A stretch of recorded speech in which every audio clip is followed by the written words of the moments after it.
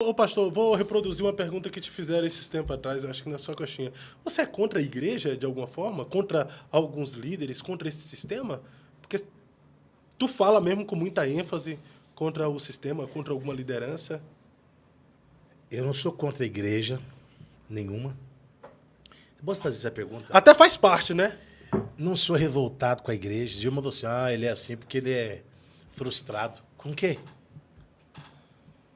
Já preguei em Camboriú, nos Gideões, 2016. Já preguei por várias vezes na maior convenção do Brasil, que é a Comeadepa, Convenção de Ministros das Igrejas Evangélicas da Assembleia de Deus do Estado do Pará. Rapaz, que frustração que eu tenho na vida como pregador. Já ganhei muito bem como pregador. Vendo os meus livros. Tenho um seminário teológico. Que frustração que eu tenho contra a igreja. Que ódio que eu tenho da igreja. Nenhum. Odiar a igreja é odiar a mim. Eu faço parte da igreja. Eu não odeio a igreja. Então o senhor tem mágoa do pastor falando de tal que não te deu oportunidade. Eu não guardo mágoas. Eu guardo nomes. E aos que me feriram, eu não lhes dou acesso. Lhes dou perdão. Perdoado está. Perdão dado, acesso negado. Eu não tenho obrigação de ser amigo de quem me feriu. Mas Jesus chamou Judas de amigo. É Jesus, eu não sou Jesus. Paulo diz que algum tipo de gente, e João também disse, você nem recebe na sua casa, nem saúda. Então, assim, eu não tenho mágoa nenhuma da igreja. Frustração? Imagina. Se eu fosse frustrado com a igreja, estaria no mundo. Pedindo para vocês colocar uma plaquinha assim, desculpe-nos se a igreja te feriu, Jesus não te feriu, ou volte para a igreja. Imagina, hipótese alguma. Nunca vou desviar. Não tem nada no mundo melhor do que o que tem na igreja. Eu só presto para ser crente. Só presto para isso aí, irmão. Eu não presto para fumar maconha, não presto para ir pro forró, não presto para ficar em rodinha e tal, sortando fumaça, narguilha, essas desgraças. Eu não presto, eu só presto para ser crente. Então eu não tenho revolta da igreja. Meu problema não é a igreja. Também não é a liderança. Eu não tenho problema com a liderança da igreja.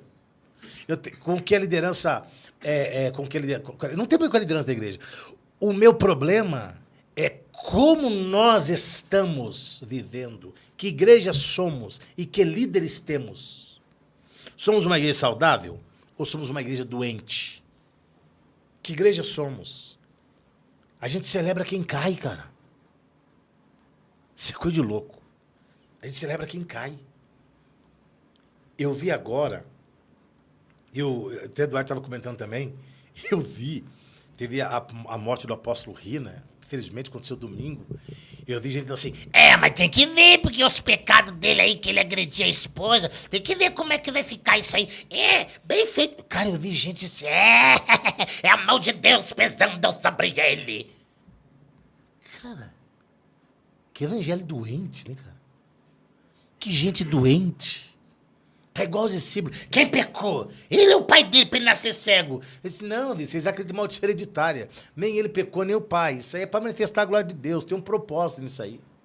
Cara, o apóstolo Rina, que eu não conheci pessoalmente, ele tem 560 igrejas, ou 540 igrejas, em 34 países.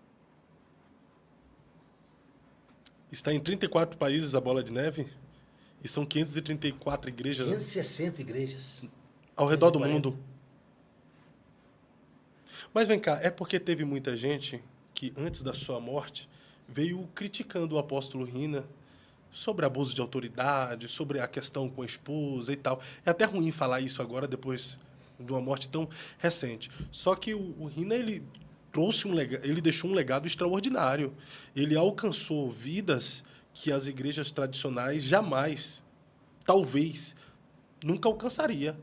Ele alcançou Manos e Minas numa linguagem mais contemporânea e contextualizada, com a prancha de surf como púlpito, que uma Assembleia de Deus talvez demoraria tempo para alcançar. Mas, como homem, também teve as suas falhas, como a nossa liderança da Assembleia Presbiteriana Batista tem suas falhas. Que a gente precisa entender. Vamos lá. Ele deixou um legado, você falou. Sim. Ok, deixou um legado. E eu concordo com a ideia do legado. O que a gente precisa separar é o Rinaldo, não sei o quê. Seixas, do apóstolo Rina. Ah, não dá pra separar. Dá. Dá pra separar. Dá pra separar. Quem precisa entender? O pecado dele foi pecado sexual? Adultério? Imoral? Imoral? Não. Ele teve um problema familiar. Que toda liderança tem. Parte encobre. O dele foi exposto. Isso foi exposto. Ele matou a igreja, abusou da autoridade? Não. Ele falou, eu estou fora. Se vocês quiserem abrir o ministério de vocês, Trocar placa. eu abençoo vocês. O cara fez isso. Agora, quem não deixou legado, quem deixou legado e não cometeu um erro? Olha o legado de Moisés, mas teria a rocha. Olha o legado de Arão, mas fez um bezerro. Olha o legado de Davi, mas cometeu adultério e homicídio. E a gente aplaude Davi. Ah, Davi! O homem segundo o coração de Deus. Não estou dizendo que tem que aplaudir o apóstolo Rina. Sansão. Mas tem que, no mínimo, reconhecer o legado dele. Os filhos que ele gerou ao longo desse tempo. E por que Deus, às vezes, permite a queda? Para mostrar para todo mundo que são homens, não são heróis. Quando Davi... Eu fiz uma live falando sobre esses dias. Quando Davi chama Abtai, Isai e Joabe e diz, vocês dão a guerra por amor a mim, poupem Absalão. Eles foram, lutaram, Joabe foi e matou Absalão. Quando alguém traz a notícia para Davi, é paradoxal, parece paradoxal, mas Davi tem no mesmo dia a vitória e a derrota. Davi venceu o inimigo, mas perdeu o filho, porque o filho era o inimigo. A Bíblia diz, Davi subiu, e Davi gritava e chorava, e andava. Absalão, Absalão, meu filho, tá, eu queria ter morrido no seu lugar. Quando Joabe fica sabendo do que Davi fez, a Bíblia diz, Joabe sobe lá e fala para Davi assim, ó, os homens estão todos lá embaixo, lutaram por você, eles estão lá decepcionados, porque deram a vida e você está chorando por Absalão. O que ele faz? E por que os homens estão decepcionados com Davi? Porque eles não veem esse Davi. Eles veem aquele Davi que cortou a cabeça de Golias com 17 anos. Eles veem Davi como herói, não veem Davi como homem. Parte das nossas decepções com a liderança da igreja é porque nós vivemos a maldição da expectativa. Nós achamos que os homens são o que nós criamos na nossa mente. E não o que eles de fato são. Humanos. Meu Deus. Limitados. E que erram. E que pecam. E que podem fracassar. Às vezes, Deus permite a queda. Às vezes, Deus permite a exposição. Para alguém reconhecer, dizer, opa, esse cara é humano. Deus falou, tinha um espinho na cara de Paulo. Para quê? Para que eu não me gloriasse. Tinha, pá, e aí, Paulão? Sou Paulo ainda. Acorda para a vida, você é Paulo, hein? Você não é nada mais do que Paulo. Não me gloriasse da grandeza das revelações que tive. Então, às vezes, nós precisamos, e boa parte delas, Deus tira pessoas do nosso meio para não perdê-las para o inferno. Forte. É melhor o céu ganhar do que o inferno perder. Então tu acredita que foi o próprio Deus que recolheu? Eu acredito. O diabo não tinha poder sobre a vida dele. Ah, mas ele fez não sei o quê com a esposa dele. Bom, cada um dará conta de si a Deus. Eu não sei o que conversa havia entre eles depois, que conversa teve entre eles. Eu não sei que pé que estava a vida deles. Eu acho estranho, na verdade, algumas pessoas criticando aqueles que anteriormente criticaram o Rina e agora estava dando condolências. Você ser contra a atitude de alguma pessoa e criticar por essa atitude não anula você dar condolências para as pessoas e sentir e lamentar pela morte de uma outra pessoa. Não, isso é fato, sabe por quê? Porque a ideia, assim, ó, sobre abuso de autoridade. Quando Davi diz que não mataria Saul por ele ser ungido, em momento algum você vai ver Davi não repreendendo Saul. Ele vai falar assim, você está sendo ingrato comigo. Olha o que eu fiz por você. Não toque em mim porque eu sou ungido, hein? usar esse versículo, não toqueis nos meus ungidos, é como criar um muro de proteção para abusar da autoridade, porque Davi, mesmo Saul sendo ungido, ele não matou Saul. Ele não matou Saul. Mas ele expôs os erros de Saul. E quando Davi morreu, quando Saul morreu, ele disse que não cai orvalho sobre o monte de Gilboa. Acho que esse é o nome do monte mesmo. E que ninguém saia proclamando nas nações o que aconteceu, porque um valente caiu em Israel. O que ele estava dizendo? Que ninguém saia por aí e fala assim, Saul morreu, mas você sabe o que ele fazia? Ele agrediu a mulher dele, ele tinha... Não, que ninguém saia comentando, que não chova mais naquele monte. E a história diz, e quem foi em Israel diz, que naquele monte, que Davi falou, acho que é o monte de Gilboa, até hoje não caiu uma gota d'água. Então, assim, se condoer com a morte de alguém, eu não sei, eu não vi. Eu vi o pastor Silas Malafaia, vi o pastor Lamartine, que era amigo dele, vi o pastor Jorge Linhares, eu não vi o pastor Zé Wellington se pronunciar, não vi o pastor Samuel Ferreira se pronunciar, não vi outras autoridades Foram mais os pastores das church mesmo que... Não, mas aí não é church, né? Aí é um valente que caiu, né? Aí é um valente que tombou. Alguém que desenvolveu um excelente trabalho no reino, né? Aí é alguém que era do mesmo reino, embora tivesse uma outra visão, o final da visão era a mesma. E chegava tudo no mesmo lugar. O mesmo destino, almas, né? Reino, céu. Era o mesmo destino, cara. Então, assim, hoje, apontar os erros e esquecer o legado não dá. Mas dá para fazer a mesma coisa.